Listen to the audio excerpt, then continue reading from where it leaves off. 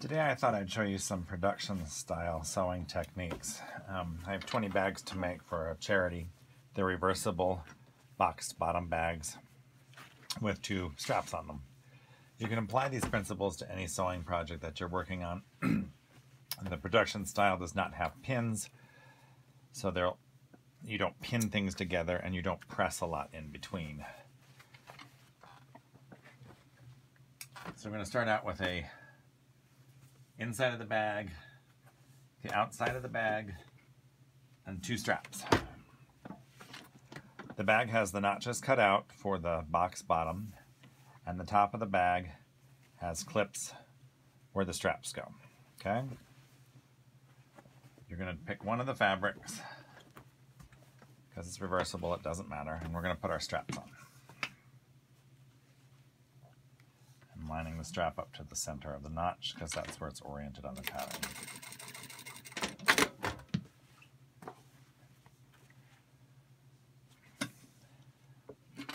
That's what these double and triple notches are on commercial patterns when you're sewing. It's just places to match things up too.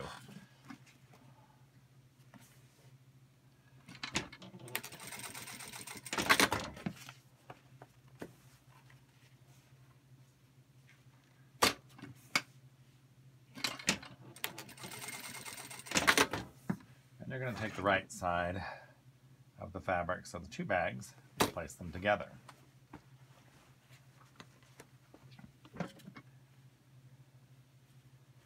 We're going to leave an opening on one side between the straps, right between here and here, to pull the bag through.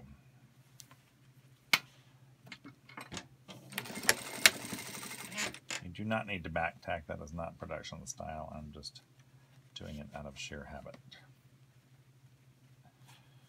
Making sure your straps are straight.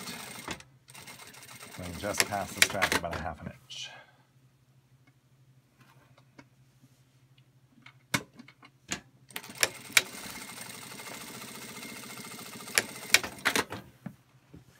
This end we're going to sew all the way across the end of the bag.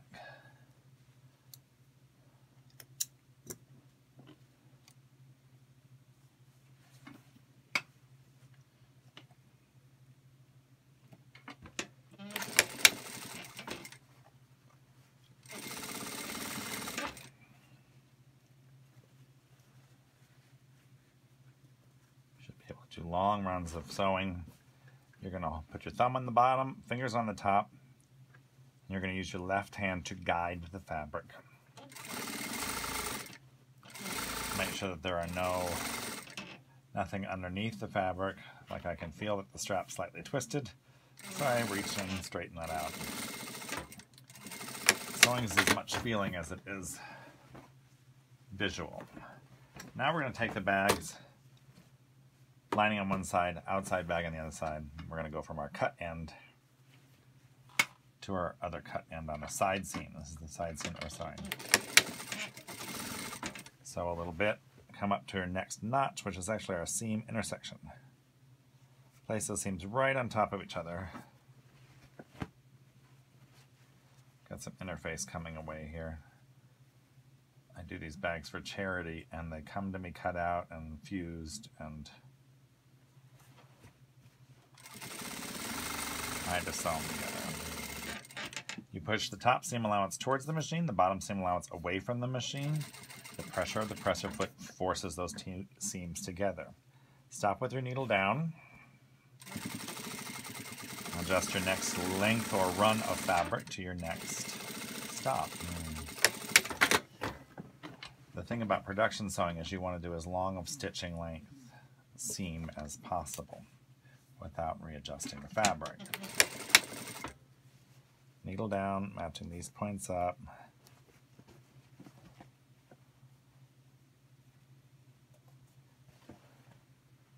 Straighten it all out.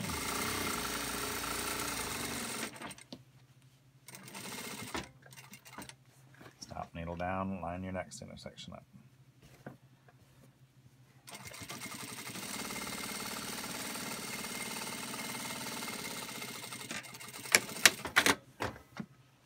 Now we're going to Sew across the bottom of our bag,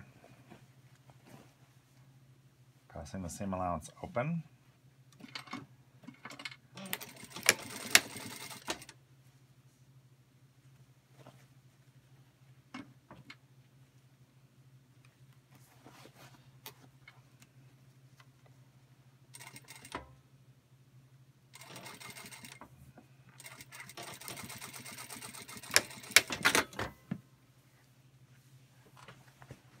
Down to this end, we're going to do the same thing. Okay.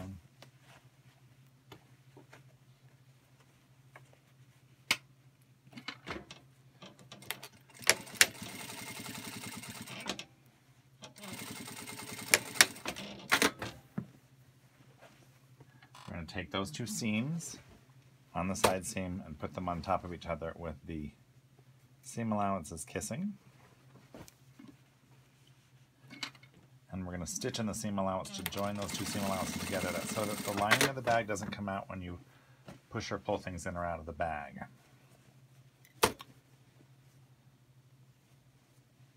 So again, same thing on this end.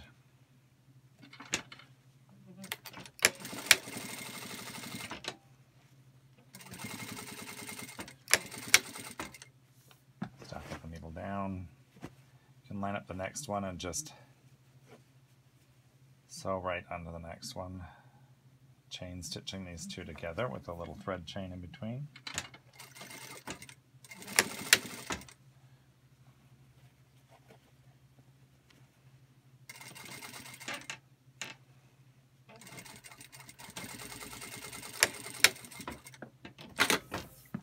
With that thread chain in between, you can just fold it right on top of each other and sew those seam allowances together. Find your opening that we left open somewhere. I know it looks like we sewed a big old ball of fabric. If you follow these steps, the ball of fabric will fold out into a garment. Okay. Into a bag, not a garment. What am I saying?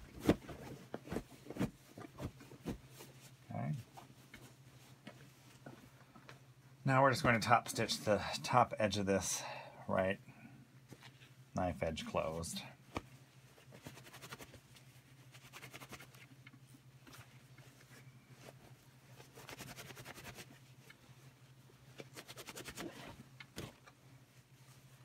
Just kind of softening this edge up a little bit so that I can pull that through easier.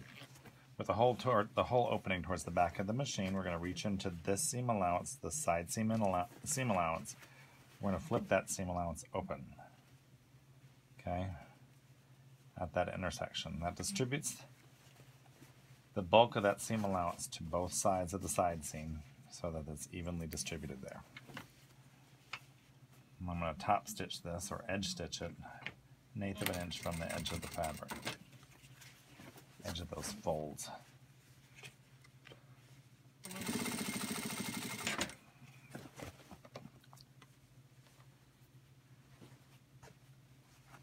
Lining up a little bit at a time.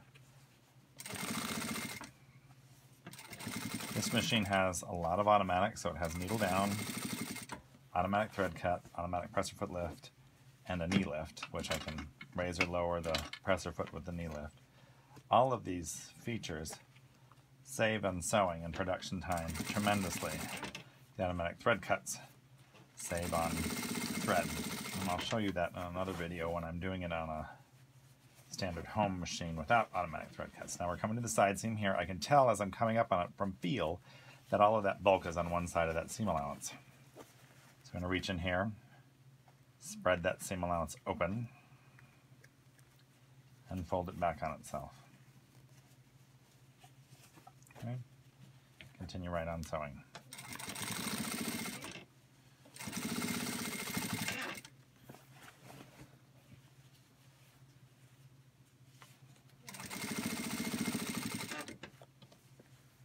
Now we're coming to the opening. Stop with your needle down and just match up your whatever your seam allowances were. It's a 1/2 inch on this one.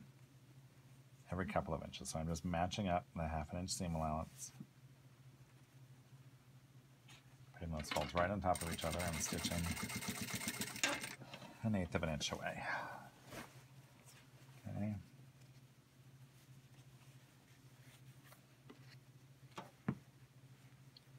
A lot of times if you just pull it taut, a lot more seam allowance wants to creep in there, which means that side of the bag will dip down between the straps. So don't let that happen. Keep those seam allowances at 1/2 inch.